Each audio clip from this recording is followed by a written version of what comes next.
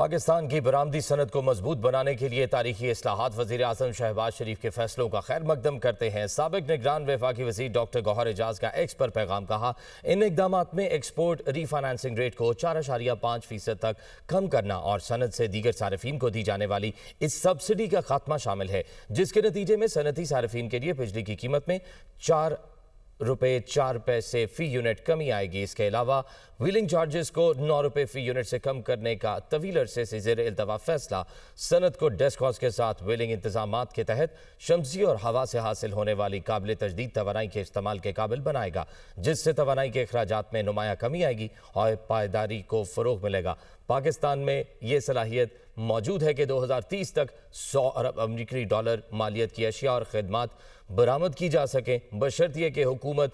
बर वक्त और अमली फैसलों के जरिए सनद की मुआवनत जारी रखे, कारोबार करने की लागत कम करे और इसे इलाकाई सतह पर मुसाबकती बनाए।